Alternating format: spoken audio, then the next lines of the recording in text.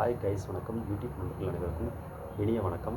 இன்றைக்கி நம்மளுடைய யூடியூப் சேனலில் ஒரு முக்கியமான விஷயத்தை பற்றி பேச போகிறோம்.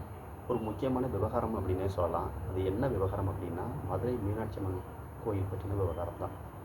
இப்போ சமீப நேரத்தில் பார்த்திங்கன்னா யூடியூப், ஃபேஸ்புக், வாட்ஸ்அப், ட்விட்டர் இந்த மாதிரி போட்ட அனைத்து சமூக வலைதளங்களும் பார்த்திங்கன்னா மதுரை மீனாட்சி அம்மன் கோயிலில் நடிகை நமிதா அவர்கள் அனுமதிக்கப்படலை அப்படின்னு சொல்லிட்டு ஒரு செய்திகள் வந்து பரவிட்டு வருது. நான் கூகுளில் வர நியூஸில் வந்து நான் என்ன மாதிரி படித்தேன் அப்படின்னா, நடிகை நமிதா அவர்கள் மதுரை மீனாட்சி அம்மன் கோயிலில் ஒரு குறிப்பிட்ட பகுதிக்குள்ள அவங்க அனுமதிக்கப்படலை அப்படின்னு நான் படித்தேன். இதுக்கு நடிகை நமிதா அவர்களுடைய பக்கத்துலேருந்து அந்த கூகுள் நியூஸ் ஆர்டிக்கல் வந்து என்ன சொல்லுது அப்படின்னா, அதில் என்ன குறிப்பிட்டிருக்கிறாங்க அப்படின்னா, அதுக்கு என்ன மாதிரியான செய்திகள் அவங்க கொடுத்துருக்குறாங்க அப்படின்னா, நான் வந்து கோயிலுக்குள்ளே போகிறப்போ அவங்க வந்து என்ன கேட்டாங்க அப்படின்னா, நீங்கள் என்ன ஜாதி, உங்கள் ஜாதி சான்றிதழை கொடுங்க அப்படின்னு கேட்டதாகவும், அப்புறம் வந்து பார்த்திங்கன்னா நீங்கள் என்ன மதம், நீங்கள் எந்த மதத்தை சார்ந்தவங்க, நீங்கள் எந்த மதத்தை சார்ந்தவங்க அப்படின்னு கேட்டதாகவும் அவங்க வந்து அதில் குறிப்பிட்டிருக்கிறாங்க. கோயில் நிர்வாக தரப்புலேருந்து என்ன குறிப்பிட்டிருக்கிறாங்க அப்படின்னா, பொதுவாகவே வந்து மதுரை மீனாட்சி அம்மன் கோயிலில் ஒரு குறிப்பிட்ட பகுதிக்குள்ளே பார்த்திங்கன்னா வேற்று மதத்துக்காரங்கள் இல்லை வெளிநாட்டுக்காரங்கள் வந்து அந்த பகுதிக்குள்ளே அனுமதிக்கப்படுறது இல்லை. அதே அடிப்படையாக வச்சு தான் நாங்கள் வந்து அந்த பகுதிக்குள்ள வந்து நடிகை நமிதா அவர்கள் வந்து செல்லும்போது நாங்கள் வந்து அதுக்குண்டான ப்ரொசீஜரை நாங்கள் உங்கள்கிட்ட கேட்டோம் அப்படின்னு சொல்லிட்டு அவங்க தரப்புலேருந்து சொல்கிறாங்க. ஆனால் வந்து இதில் ரொம்ப முக்கியமான விஷயம் என்ன அப்படின்னா, நடிகை நமிதா அவர்கள் வந்து அதில் என்ன குறிப்பிட்டிருக்காங்க அப்படின்னா, நான் வந்து சொந்த நாட்டிலே ஒரு அகதி மாதிரி நான் நடத்தப்பட்டேன் அப்படிங்கிற மாதிரி அதில் குறிப்பிட்டிருக்காங்க. உண்மையிலே வந்து இது ரொம்ப வேதனைக்குரிய விஷயந்தான். சொந்த நாட்டிலே ஒரு அகதி மாதிரி அங்கே நடத்தப்பட்டேன் அப்படின்னு அவங்க குறிப்பிட்டிருக்காங்க அப்படின்னா, அப்போ உண்மையில் அவங்க ரொம்பவே சங்கடப்படுற மாதிரியான ஒரு விஷயங்கள் நடந்திருக்கலாமோ அப்படின்னு சொல்லிட்டு ரொம்ப சிந்திக்க தோணுது. நானும் வந்து மதுரை மீனாட்சி அம்மன் கோயிலுக்கு நிறைய டைம் விசிட் பண்ணியிருக்கேன். ரொம்ப பிடிக்கும். மதுரை மீனாட்சி அம்மன் கோயில் வந்து ரொம்ப பிடிக்கும். ரொம்ப என்ன அப்படின்னா, என்னுடைய பர்சனலாக எப்படி சொல்கிறேன் அப்படின்னா, நான் வந்து திருப்பூர் பனியன் ஃபேக்ட்ரியில் வேலை செய்கிறேன். நான் வந்து பீஸ் ரேட் அடிப்படையில் தான் வேலை செய்கிறேன். அதாவது பீஸ் ரேட் அடிப்படை அப்படின்னா, ஷிஃப்ட்டு பீஸ் ரேட் ரெண்டு விதமான சிஸ்டம் இங்கே இருக்குது. இதில் ஷிஃப்ட் அப்படின்னா நீங்கள் வந்து ஒரு குறிப்பிட்ட டைம்லேருந்து ஒரு குறிப்பிட்ட டைம் வரைக்கும், காலையிலேருந்து ஈவினிங் வரைக்கும் உங்களுக்கு நீங்கள் எவ்வளோ நேரம் கம்மியாக இருக்கணும், அது ஃபிக்ஸட் சேலரி. பீஸ் ரேட் அப்படின்னா உங்களுக்கே தெரியும், நம்ம எந்த அளவுக்கு ஒர்க் பண்ணுறோமோ அந்தளவுக்கு நம்ம காசு. அப்படிங்கிறப்ப எங்களுக்கு பார்த்திங்கன்னா எங்களுக்கு அதிகமாக வேலை இருக்கணும் அப்படிங்கிற மாதிரியான ஒரு தாட்டில் தான் நாங்கள் எப்போதுமே வந்து திருப்பூரில் இருப்போம். அதிகமாக வேலை இருக்கணும், எல்லா கம்பெனியும் அதிகமாக வேலை இருக்கணும், வேலை இருந்தால் தான் நம்ம அதிகமாக சம்பாதிக்க முடியும் அப்படிங்கிற தாட்டில் தான் நாங்கள் இருப்போம். அப்படிங்கிறப்ப நான் அந்த மதுரை மீனாட்சி அம்மன் கோயிலுக்கு வந்து எப்போல்லாம் உள்ளே போகிறனோ, உள்ளே போயிட்டு வெளியில் வரும்போது பார்த்திங்கன்னா என் ஃபோனில் வந்து பார்த்திங்கன்னா ஒரு 10 மிஸ்டு கால் கிடக்கும். அங்கே உள்ள மொபைல் கொண்டு போக முடியாது. ஸோ மொபைலை வந்து சைலண்ட் மோட்டில் போட்டு வெளியில் ஹேண்ட் ஓவர் பண்ணிட்டு போகணும். இந்த பொருட்கள் பாதுகாப்பு அறைன்னு சொல்லுவாங்க, அங்கே வந்து நம்ம ஹேண்ட் ஓவர் பண்ணிட்டு போகணும். அப்படி ஹேண்ட் ஓவர் பண்ணிட்டு போயிட்டு நம்ம வெளியில் வரப்போ பார்த்திங்கன்னா ஒரு 10 மிஸ்டு காலாவது கிடக்கும். அதுலேயும் ஒரு டைம்லாம் வந்து பார்த்திங்கன்னா அந்த கோயில் வளாகத்துக்குள்ளே காலை எடுத்து வச்சதுமே பார்த்திங்கன்னா ஒரு முக்கியமான கான்ட்ராக்டர், நம்ம கான்ட்ராக்ட் பேசிஸில் வேலை செய்வோம், முக்கியமான கான்ட்ராக்டர் வந்து எனக்கு ஃபோன் பண்ணார். தம்பி, நாளையிலேருந்து பார்த்தீங்கன்னா ஒரு புது கம்பெனியில் கான்டாக்ட் போட்டிருக்கிறோம், அங்கே நீ வந்துடு அப்படின்னு. அதே மாதிரி அந்த கோயிலுக்கு போயிட்டு நான் மறுநாள் அங்கே வேலைக்கு போனால் ரவும் பகலும் நல்ல ஹெவியான ஒர்க் இருந்துச்சு, நல்லா அருமையான வேலை இருந்துச்சு. வாரம் பார்த்திங்கன்னா 8000 ரூபா கிட்ட நல்லா சம்பளம் வாங்குற மாதிரி ஒரு 3.5 மாதத்துக்கு நல்ல வேலை ஓடிச்சு. இதே மாதிரி தான் ஒரு 10 மிஸ்டு கால் வந்து பார்த்திங்கன்னா மொபைலில் கிடக்கும். எடுத்து கூப்பிட்டோம்னா தெரிஞ்ச நிறைய கான்ட்ராக்ட்காரங்களாம் நம்ம கூப்பிட்டுருப்பாங்க. தம்பி, நாளைக்கு ஃபுல் லோட் இருக்குது, வேலை ஃபுல்லாக இருக்குது, நீங்கள் அங்கே வந்துடுங்க அப்படின்னு சொல்லிட்டு. ஸோ அது எனக்கு பார்த்திங்கன்னா, எனக்கு பர்சனலாக வந்து பார்த்திங்கன்னா அது என்னமோ எனக்கு அது ஒரு கனெக்டிவிட்டின்னு வைங்களேன். எப்போதுமே மதுரை மீனாட்சி அம்மன் கோயிலுக்கு நம்ம போயிட்டு வந்தோம் அப்படின்னா நமக்கு வேலை நல்லா ஃபுல்லாக இருக்கும் அப்படிங்கிற மாதிரியான எனக்கு அது ஒரு தாட்டு. ஏன்னா அந்த மாதிரி தான் எனக்கு நடந்துகிட்டு இருக்குது, அந்த மாதிரி தாட்டு. உண்மையிலே சொல்லப்போனால் நான் பார்த்திங்கன்னா ஃபுல் அண்ட் ஃபுல் 12th வரைக்கும் பார்த்திங்கன்னா ஒரு கிறிஸ்தவ சமுதாய ஸ்கூலில் தான் படித்தேன். அதனால் எனக்கு கிறிஸ்தவ சமுதாயத்துடைய எல்லா A to Z எல்லாமே எனக்கு ஓரளவுக்கு எனக்கு தெரியும். அவங்களுடைய வழிபாட்டு முறைகள், அவங்களுடைய கோட்பாடுகள், டாக்டரின்ஸ் எல்லாமே எனக்கு ஓரளவுக்கு நல்லாவே தெரியும். அதே மாதிரி இந்து சமுதாயத்தை சேர்ந்த எல்லா வழிபாட்டு முறைகள், கோட்பாடுகள் எல்லாமே தெரியும். இஸ்லாமிய நண்பர்கள் எனக்கு நிறைய இருக்கிறாங்க.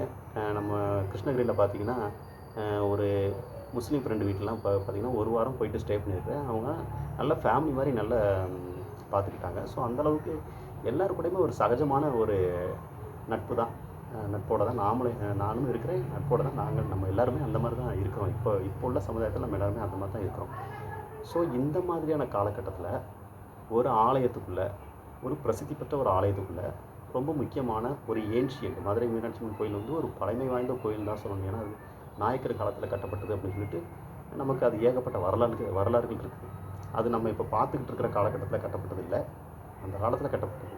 ஸோ நிறைய கல் தரைகள், அந்த கல்னால் செதுக்கப்பட்ட நிறைய சிற்பங்கள், இதெல்லாம் வந்து நமக்கு பார்க்குறதுக்கு ரொம்ப பிரமிப்பாக அழகாக இருக்கும், நல்லாயிருக்கும்.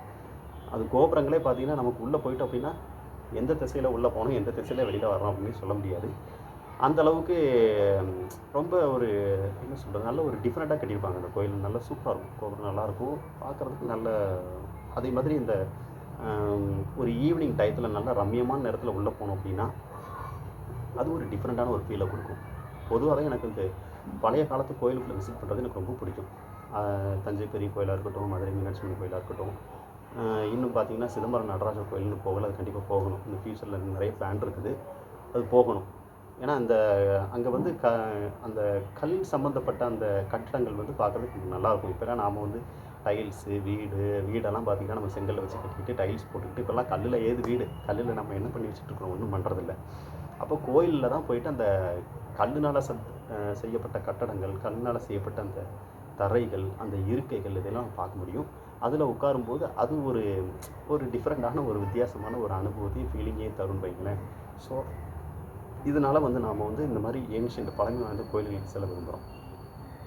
இப்போ சமீபத்தில் கூட சாலமன் பாப்பையா பட்டிமன்றத்தில் வந்து ரொம்ப பிரபலமான ராஜா சார் அவர்கள், அவரும் பார்த்திங்கன்னா பேங்க் வேலையில் இருந்து இப்போ தான் ரிட்டையர்ட் ஆனார்னு சொல்லிட்டோம்.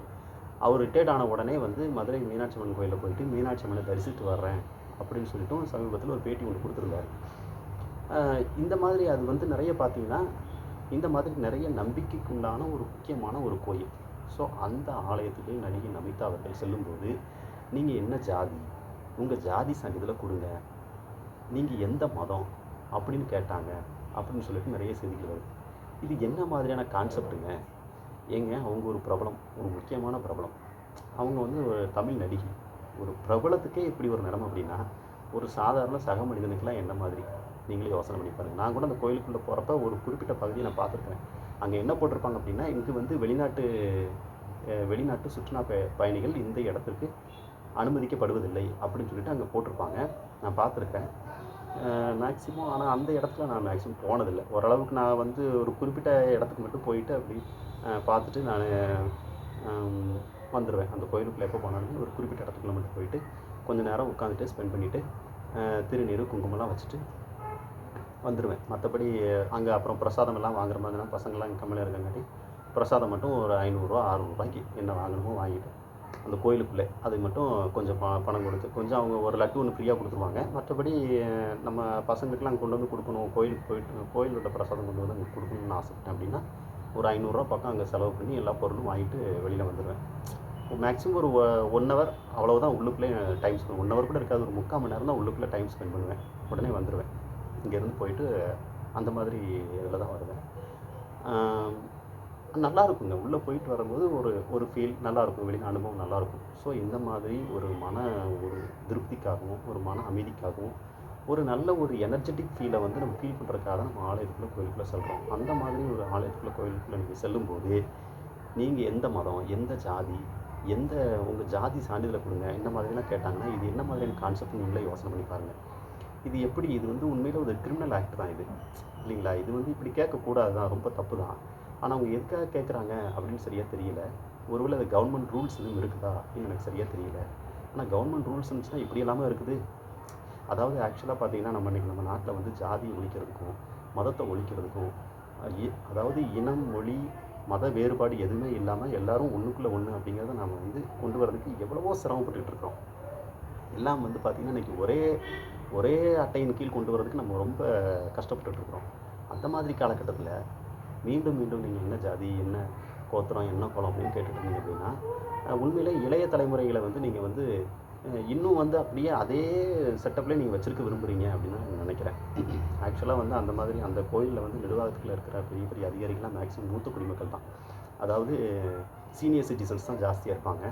ஸோ சீனியர் சிட்டிசன்ஸ் நீங்கள் எந்த மாதிரி வந்து விஷயங்களில் ஈடுபடும் போது இதையெல்லாம் வந்து இதெல்லாம் பார்த்துட்டு இருக்கிற இன்றைக்குள்ள இளைய சமுதாயத்தினருக்கு வந்து நீங்கள் என்ன மாதிரியான ஒரு பாடத்தை கற்றுக் கொடுக்குறீங்க அப்படின்னா, நீ வந்து எப்போதுமே பார்த்தீங்கன்னா நீ ஒரு ஜாதி, ஒரு மதம் இந்த மாதிரியான ஒரு ட்ராக்லேயே நீ போகணும். என்னதான் ஜாதி மதம் இருந்தாலும் நீ வந்து உன்னுடைய நிலையை வந்து நீ விட்டு கொடுக்கக்கூடாது, நீ அப்படியே போய்கிட்டே இருக்கணும் அப்படிங்கிற மாதிரியான ஒரு கான்செப்டை நீங்கள் வந்து அப்படிங்கிற மாதிரி ஒரு எஜுகேஷன் எனக்கு புகுத்த விரும்புகிறீங்களா அப்படின்னு எனக்கு தெரியல. அது கொஞ்சம் அதையும் நம்ம கொஞ்சம் விவாதிக்கிற மாதிரி இருக்குது. தயவுசெய்து இந்த மாதிரி பண்ணாதீங்க. ஏன்னா என்ன தான் ஜாதி, என்ன தான் மதம், என்ன தான் இருந்தாலும் ஏதோ ஒரு சில இடத்துல வந்து நம்ம வந்து கண்டிப்பாக நம்ம அட்ஜஸ்ட் பண்ணி போய் தாகணும், பண்ணிட்டு தான் இருக்கிறோம். இன்றைக்கெலாம் பார்த்திங்கன்னா வெளிமாநிலத்துக்காரங்களாம் பார்த்திங்கன்னா நம்ம ஊரில் வந்து வாழ்கிறாங்க, நம்ம தமிழ்நாட்டில் வந்து சம்பாதிக்கிறாங்க, நம்ம ஊருக்காரங்க அங்கே போய் வாழ்கிறாங்க, சம்பாதிக்கிறாங்க. இப்போ அவங்க இங்கே வரப்போ நாம் வந்து ஒரு லிமிட்டை தாண்டி அவங்கள நாம் வந்து ரொம்ப டிஸ்டர்ப் பண்ணுறதில்ல. அவங்களுடைய சுய வெறுப்புகள் எல்லாத்தையும் பார்த்திங்கன்னா நம்ம அவங்கள ரொம்ப டிஸ்டர்ப் பண்ணுறதில்ல. ஒரு குறிப்பிட்ட விஷயங்கள் நம்ம அவங்கள கண்டிக்கிறோம், ஆனால் அவங்களோட தனி சுதந்திரத்தில் நம்ம அந்தளவுக்கு தலையிடுறதில்ல. ஆனால் அதே மாதிரி நம்ம ஊருக்காரங்க அங்கே போய் ஒர்க் பண்ணும்போதும் அவங்கள்ட்ட சம்பாதிக்கும் போதும் அவங்க என்ன மாதிரியான ஒரு ரிலேஷன்ஷிப் நம்ம ஊருக்காரங்கள்ட்ட வச்சுருக்காங்கிறத பற்றின சரியாக அடிப்படை தெரியலை. அங்கேயே ஒரு நல்ல மாதிரி ரிலேஷன்ஷிப் தான் இருக்குன்னு நான் நம்புகிறேன். இந்த மாதிரி தான் நாம் வந்து அதாவது வேற்றுமையில் ஒற்றுமை அப்படிங்கிற ஒரு கான்செப்டை தான் நம்ம ரொம்ப ஃபாலோ பண்ணிட்டு வர்றோம். இந்த மாதிரியான ஒரு கான்செப்டை ஃபாலோ பண்ணிட்டு வர்றப்போ நீங்கள் என்ன ஜாதி, உங்கள் ஜாதி சான்றிதழை கொடுங்க அப்படின்னு சொல்லிட்டு கேட்குறது வந்து ரொம்பவே வந்து தப்பு தான். அதாவது நீங்கள் என்ன பண்ணணும் அப்படின்னா, ஒரு பிரபலம் அவங்க முன்கூட்டியே வர்றாங்க அப்படிங்கிற விஷயம் உங்களுக்கு தெரியும். அந்த கோயில் நிர்வாகத்துக்கு கண்டிப்பாக சொல்லியிருப்பாங்க. ஒரு பிரபலம் வந்து முன்கூட்டியே வர்றாங்க அப்படின்னா கண்டிப்பாக அக்கம் பக்கத்தில் யாருக்கோ ஒருத்தருக்கு இந்த விஷயம் தெரிஞ்சிருக்குங்க. அது தெரிஞ்சிருக்கும் சார். நீங்கள் தெரிஞ்சிருந்துச்சு அப்படின்னா நீங்கள் என்ன பண்ணியிருக்கணும் அப்படின்னா, முன்னாடியே வந்து நமிதா அவர்களுடைய க்ளோஸ்ட் ரிலேஷன்ஸ் இல்லை அப்படின்னா அவங்களுடைய மேனேஜர், அவங்களுக்கும் தனியாக பர்சனலாக மேனேஜர்ஸ் வச்சுருப்பாங்க. இல்லை அப்படின்னா அவங்களுக்கு கூட வச்சுருக்கிற யார்ட்டையே வந்து நீங்கள் என்ன பண்ணணும் அப்படின்னா கூப்பிட்டு சொல்லியிருக்கணும். இது மாதிரி கோயிலுக்குள்ளே வரும்போது ஒரு குறிப்பிட்ட இடத்துக்குள்ளே நாங்கள் அனுமதிக்கும் போது நாங்கள் வந்து உங்கள்கிட்ட ஒரு சில முக்கியமான டாக்குமெண்ட்ஸ்லாம் கேட்போம் அப்படின்னு முன்கூட்டியே நீங்கள் கண்டிப்பாக சொல்லியிருக்கலாம். ஒன்றும் தப்பு இல்லை. அதை கண்டிப்பாக சொல்லித்தான் ஆகணும். அவங்க ஒரு பிரபலமோ சாதாரண மனுஷமோ நான் அந்த மாதிரி சொல்ல வரலைங்க. ஏன்னா ஒரு பிரபலம் வந்து இந்த மாதிரி ஒரு விஷயத்தில் இந்த மாதிரி ஒரு மனக்கசப்பு வரும்போது தான் வந்து பப்ளிக் நிறைய தெரிய வருது. அப்போ தான் வந்து நிறைய பார்த்திங்கன்னா இப்போ மதுரை மீனாட்சி அம்மன் கோயிலுக்கே பார்த்திங்கன்னா நிறைய பேர் என்ன சொல்லுவாங்க அப்படின்னா, அந்த கோயிலுக்குள்ளே பார்க்க வரணும் வேற்று மதத்துக்காரங்க கூட அந்த கோயிலுக்குள்ளே வரணும்னு நினச்சா கூட இப்போ யோசனை பண்ணுவாங்க. நீங்கள் நல்லா யோசனை பண்ணி பாருங்கள், எந்த மதத்துக்காரங்களாம் இருந்தால் என்னங்க. நம்ம வந்து கிறிஸ்தவ கோயிலுக்குள்ளே நீங்கள் எந்த மதத்துக்காரங்க போனீங்க அப்படின்னாலும் யாரும் ஒன்றும் கேட்குற மாதிரி எனக்கு சரியாக தெரியல. நீங்கள் எந்த மதம் எந்த ஜாதி அப்படின்ட்டு கேட்டு அதுக்கப்புறம் உட்கார வைக்கிற மாதிரி எனக்கு சரியாக தெரியல.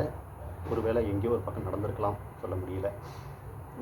இஸ்லாமியர்களுடைய மசூதிக்குள்ளே பெரும்பாலும் நாம் போகிறதில்ல. அங்கேயும் வந்து அவங்க போனாலும் ஒன்றும் சொல்கிற மாதிரி எனக்கு தெரியாது. போனீங்க அப்படின்னாலும் உங்களை கழுத்து பிடிச்சி வெளில தர போகிறாங்களா? சத்தியமாக கிடையாது. நீங்கள் ஒரு பக்கமாக நின்று அவங்க தொழுகை பண்ணுறதை நீங்கள் வேடிக்கை பார்த்து கூட வரலாம். உங்களை என்னன்னு ஒன்றுமே உங்களை கேட்க மாட்டாங்க, டிஸ்டர்ப் பண்ண மாட்டாங்க. அவங்க தொழுகை பண்ணும்போது கதவெல்லாம் சாத்திட்டு கேட்டெல்லாம் பூட்டிட்டு தொழுகை பண்ணுறதும் இல்லை, எல்லாம் ஓப்பன் பண்ணி வச்சுட்டு அவங்க தொழுகை பண்ணுறாங்க. யாராலும் உள்ள போகலாம் மாட்டுறது இருக்கலாம். ஆனால் அவங்க தர்கான்னு சொல்லிட்டு ஒரு இது வச்சுருக்காங்க. அதில் எல்லா மதத்துக்காரங்களும் எல்லா இனத்துக்காரங்களும் எல்லா பிரிவினைக்காரங்களும் அதுக்குள்ளே போகலாம். ஏன்னா அங்கே வந்து இந்த பில்லி சூனியம், இந்த மாந்திரிகம், கயிறு கட்டுறது, இது மாதிரி ஒரு சில சடங்கு சம்பிரதாயங்கள்லாம் வந்து அங்கே வந்து நிவர்த்தி செய்யப்படுது. அதனால் வந்து அங்கே நிறைய பேர் போகிறாங்க வர்றாங்க. ஸோ அது ஒரு தனி கேட்டகரி விட்டுறலாம். இப்படி தான் வேற்று மதமும் இப்படி இருக்குது. இதுதான் வந்து இந்து மத கான்செப்டும் பார்த்தீங்கன்னா இப்படியே இப்போ நீங்கள் மட்டும் இந்த கோயிலுக்குள்ளே வரும்போது நம்ம அதாவது இந்த இந்து சமயம் இது மட்டும் ஏன் வந்து நீ யார், என்ன ஜாதி, என்ன குலம், என்ன கோத்திரம் அப்படின்னு கேட்டு உள்ளே விடணும் அப்படின்னா, அப்போ வேற்று மதத்துக்காரங்களுக்கு இந்து மத அந்த கான்செப்டை பார்க்கும்போது, அந்த ஸ்ட்ரக்சரை பார்க்கும்போது ஒரு வெறுப்பு கண்டிப்பாக வர்றதுக்கு நிறைய வாய்ப்புகள் இருக்குது. ஸோ அந்த வெறுப்பை வந்து நாமளே உருவாக்கிக்கிறோமோ அப்படின்னு சொல்லிட்டு எனக்கு கொஞ்சம் யோசிக்க தோணுது. ஸோ தயவுசெய்து இந்த மாதிரியான ஒரு இன்சிடெண்ட்டை தயவுசெய்து அந்த கோயில் நிர்வாகிகள், அந்த கோயில் அறநிலையத்துறையை சார்ந்தவங்க, அந்த ஆலயத்தினுடைய பணிகளில் இருக்கிறவங்க தயவுசெய்து ஈடுபடாது. ஏன்னா இது ஒரு தனி மனித செயல்பாடாக இருந்தால் கூட அதை மன்னிச்சு விட்டுறலாம். அது ஒன்று. கோயில் ஆலயம் வந்து ஒரு பொதுவுடைமை சொத்து. அது வந்து ஒரு மன்னன் கட்டினது. நான் பேட்டியில் பார்த்தீங்கன்னா நிறைய பேர் பேசியிருப்பாங்க. அது ஒரு மன்னன் கட்டினது. மன்னன் கட்டின கோயில் வந்து மக்கள் அனைவருக்கும் ஒரு பொதுவான சொத்து தான். நீங்கள் கேட்கலாம் உடனே அதெல்லாம் அந்த காலத்தில். இப்போ வந்து அதெல்லாம் வந்து அவங்கவுங்க சொத்து. நீங்கள் அப்படி அந்த மாதிரி நீங்கள் சொல்ல விரும்புகிறீங்களா? அப்படிலாம் எனக்கு சொல்ல முடியாது. சரிங்களா? அது வந்து அரசு எடுத்து நடத்துது, அவ்வளவுதான். கோயிலுக்குள்ளே தான் இன்னொன்று கூட நான் யூடியூப்லேயே பார்த்தீங்கன்னா பெரிய பெரிய பத்திரிகையாளர்கள் பேசியிருப்பாங்க. என்ன அப்படின்னா, ஒரு கோயில் ஒன்று கட்டி நீங்கள் உண்டியல் ஒன்று வச்சிட்டிங்க அப்படின்னால அது பொதுமக்களுக்கு சொத்து அப்படிங்கிற மாதிரி. ஸோ பொதுமக்கள் சொத்துன்னு வரும்போது அப்போ பார்த்தீங்கன்னா மதுரை மீனாட்சி அம்மன் கோயிலில் ஏகப்பட்ட உண்டியல் இருக்குது, அது கணக்கே இல்லாத உண்டியல் இருக்குது. அதனால் பார்த்தீங்கன்னா நீங்கள் பொதுமக்கள் சொத்து, அது பொதுமக்களுடைய மிகப்பெரிய சொத்துன்னு சொல்லலாம். அப்போ பொதுமக்கள் சொத்துன்னு வரும்போது அது வந்து எல்லாருக்குமே சொந்தம், அது எல்லாருமே சொந்தம் கொண்டாடலாம். அந்த மாதிரி இப்படி ஒரு இருக்கிறப்ப நீங்கள் போயிட்டு உங்கள் ஜாதி சான்றிதழ் கொடுங்க, நீங்கள் என்ன ஜாதி இதெல்லாம் நீங்கள் கேட்டிங்க அப்படின்னா உண்மையில ரொம்ப மோசமான ஒரு கான்செப்ட் தாங்க. தயவு செய்து ஜாதி, குலம், கோத்திரம் எல்லாத்தையும் உங்கள் மனசுலேயே வச்சுக்குங்க. அது நீங்கள் வந்து வெளியில் நீங்கள் இன்னாரு இன்னும் சொல்லி நீங்கள் தெரிவிக்க வேண்டிய அவசியமே இல்லைங்க. சரிங்களா? நீங்கள் தெரிவிக்கிறதுனால உங்களுக்கு என்ன கோப்பை எதுவும் கொடுக்க போகிறாங்களா? அதெல்லாம் ஒன்றும் பிரச்சனை இல்லை. நம்ம அந்த கான்செப்ட் வேண்டாம். அது வந்து அந்த கான்செப்ட் போனோம்னா அது பெரிய கான்செப்ட்டு, அதை நம்ம அதை அப்புறம் பேசிக்கலாம். இப்போ இதில் என்ன விஷயம் அப்படின்னா, இதில் வந்து நடிகை நமிதா அவர்கள் நான் சொந்த நாட்டிலே ஒரு அகதி மாதிரி நடத்தப்பட்டேன் அப்படின்னு சொல்லியிருக்கிறாங்க. இது ரொம்ப ஒரு வேதனைக்குரிய செயல் தான். சொந்த நாட்டிலே நாம் ஒரு அகதி மாதிரி நடத்தப்படுறது, அது ஒரு ஆலயத்தில் வச்சு, அத்தனை பேர் கூடுற ஒரு ஆலயத்தில் வச்சு, எத்தனை பொதுமக்கள் கூடியிருப்பாங்க, அத்தனை பேர் கூடுற ஒரு இடத்துல வச்சு அவர்களையே செக் பண்ணி அந்த விஷயம் கசிஞ்சு வெளியில் வரும்போது பொதுமக்கள் என்ன நினைப்பாங்க, நடிகை நமிதா அவர்களுக்கு இப்படி ஒரு நிலமை அப்படின்னா நம்மளை தான் கேட்க வேணும் அப்படின்னா அவங்களுக்குள்ள ஒரு சின்ன பொதுமக்களுக்குள்ள ஒரு சின்ன நெருடல் வரும். ஸோ அந்த நெருடலுக்கெல்லாம் வந்து தயவுசெய்து கோயில் நிர்வாகம் ஒரு காரணியாக இருக்கக்கூடாதுன்னு நான் வந்து கோயில் நிர்வாகத்தை வேண்டி கேட்டுக்கிறேன். ரொம்ப முக்கியமான விஷயம் அப்படின்னா, கோயில் நிர்வாகத்தில் இருக்க அதிகாரிகள், கோயில் நிர்வாகத்தில் இருக்கக்கூடிய பொறுப்பாளிகள்லாம் வந்து பார்த்திங்கன்னா நீங்கள் தான் ஒரு முன்மாதிரியான ஒரு முன்மாதிரி, நீங்கள் தான் ஃபோர்மேன். ஸோ நீங்கள் தான் பார்த்தீங்கன்னா பொதுமக்களுக்கு எப்போதுமே பார்த்தீங்கன்னா ஒரு முன்மாதிரியான ஒரு வாழ்க்கை வாழணும், கண்டிப்பாக வாழணும். ஒரு முன்மாதிரியான வாழ்க்கையை நீங்கள் வாழணும். அப்படி இருந்தீங்க அப்படின்னா தான் அந்த கோயில் பணியை செய்கிறதுக்கு நீங்கள் தகுதியான ஆட்கள், இல்லைன்னா நீங்கள் தகுதி இல்லாத ஆட்கள் தான். ஸோ நீங்களே போயிட்டு கோயிலுக்குள்ளே வர்றவனை என்ன ஜாதி, என்ன மதம், என்ன கோத்திரம் அப்படின்னு கேட்டு உள்ளே விட்டீங்க அப்படின்னா, அப்போ நீங்கள் வந்து கோயிலுக்குள்ளே இருந்து அந்த கோயில் நிர்வாகத்தை கவனிக்கிறதுக்கு உங்களுக்கு என்ன தகுதி இருக்குது நீங்களே சொல்லுங்கள். ஸோ அதனால் தயவுசெய்து இந்த மாதிரி ஒரு விஷயத்தில் நீங்கள் தயவுசெய்து ஈடுபடாதீங்க. இதை வந்து பார்த்திங்கன்னா இந்து சமய அறநிலையத்துறை அமைச்சர் ஐயா சேகர் பாபு சார் அவர்கள் வந்து பார்த்திங்கன்னா அவரும் அந்த கூகுள் ஆர்டிக்கிளில் என்ன சொல்லியிருக்காரு அப்படின்னா, இது பற்றி நாங்கள் கண்டிப்பாக விசாரிக்கிறோம், இதை விசாரிக்கிற உத்தரவிட்டோம். இது என்னென்ன அந்த விசாரணையில் வெளிவரும்போது ஒரு உண்மையில ரொம்ப நடிகை நமிதா அவர்கள் மிகுந்த மன உளைச்சலுக்கு ஆளாயிருந்தாங்க அப்படின்னா கண்டிப்பாக நான் ரொம்ப வருத்தப்படுறேன், நானும் மன்னிப்பு கேட்டுக்கிறேன் அப்படின்ட்டு அவர் அந்த பதிவில் தெரிவிட்டிருக்கிறாரு. ஸோ ரொம்ப நன்றிங்க சார். இதில் என்ன அப்படின்னா, தயவு செய்து இன்னும் சேகர் பாபு சார் அவர்கள் வந்து இந்த நடவடிக்கை, அதாவது நடிகை நமிதா அவர்களுக்கு ஏற்பட்ட இந்த கரையை வந்து நீங்கள் கொஞ்சம் தீர்த்துக்கணும் அப்படின்னா தயவு செய்து மீண்டும் ஒரு முறை நடிகை நமிதா அவர்களை வந்து நல்ல ஒரு விமரிசையோட, நல்ல ஒரு மரியாதையோட, நல்ல ஒரு வரவேற்போட அந்த கோயிலுக்குள்ளே கருவூலம் வரைக்கும் அவங்கள வந்து அனுமதித்து அவங்களுக்கு வந்து தரிசனம் பண்ணுறதுக்கு எல்லா வாய்ப்புகளும் நீங்கள் ஏற்படுத்தி தரணும். அப்படி ஏற்படுத்தி தந்தீங்கன்னா மட்டும்தான் அவர்களுடைய ஒரு அந்த சங்கடம் வந்து தீரும் அப்படிங்கிறது நான் நினைக்கிறேன். ஸோ இதுக்கு வந்து இது மாதிரி நிறைய இந்த மாதிரி இருக்கிற நம்மளுடைய இந்து கோயிலில் வந்து இந்த மாதிரி இருக்கிற நிறைய ரெஸ்ட்ரிக்ஷன்ஸ், ரூல்ஸ் அண்ட் ரெகுலேஷன்ஸ் இந்த மாதிரி நிறைய இருக்குது. அதையெல்லாம் தயவுசெய்து நிறைய தளர்த்தணும். எல்லாருமே ஈஸியாக போயிட்டு வர மாதிரியான சூழ்நிலைகளை ஏற்படுத்தணும். நீங்கள் வேணால் அதுக்கு வேணால் ஒரு சில அங்கங்கே ஒரு சில செக் பாயிண்ட்ஸ் நீங்கள் வைக்கலாம், ஒன்றும் தப்பு இல்லை. உள்ளுக்குள்ளே போகிறப்போ யாராவது கொஞ்சம் சேட்டை பண்ணுற மாதிரி இருந்துச்சு அப்படின்னா கொஞ்சம் அவங்கள வந்து நீங்கள் அங்கங்கே கொஞ்சம் சின்ன சின்ன கண்டிஷன் போடலாம், தப்பு கிடையாது. அதையும் விட்டுட்டு உள்ளே போகிறதுக்கு முன்னாடி உங்களுடைய ஜாதி சர்டிஃபிகேட்டு இதை வெளிநாடாக போகிறாங்க. அவங்க உள்ளே போகிறப்போ அவங்க பாஸ்போர்ட் வீசா எல்லாத்தையும் காமிச்சு உள்ள போங்க அப்படின்னு. ஆலயங்க, கோயிலுக்குள்ளே வந்து போகிறப்போ வந்து ஒரு ஆலயத்துக்குள்ளே போகிறப்போ வந்து அவங்கள வந்து குலம் கோத்திரம்லாம் விசாரிச்சுட்டு உள்ள அனுப்புனீங்க அப்படின்னா இது ரொம்ப மோசமான விஷயமாக தான் நான் பார்க்க தோணுது. ஸோ அமைச்சர் சேகர் பாபு சார் ஐயா அவர்கள் தயவுசெய்து இதை வந்து நல்ல விசாரணை நடத்தி இதுக்கு நல்ல ஒரு தீர்வை நீங்கள் கொண்டு வரணும்னு சொல்லிட்டு உங்களை மிக்க தாழ்மையுடன் கேட்டுக்கிறேன். இது பற்றியதான உங்களுடைய கருத்துக்கள் எதாவது இருந்துச்சு அப்படின்னா இந்த வீடியோ பார்க்குற நண்பர்கள், வியூவர்ஸ் தயவுசெய்து உங்களுடைய கமெண்ட்களை கீழே தெரிவிங்க. ரொம்ப நன்றி.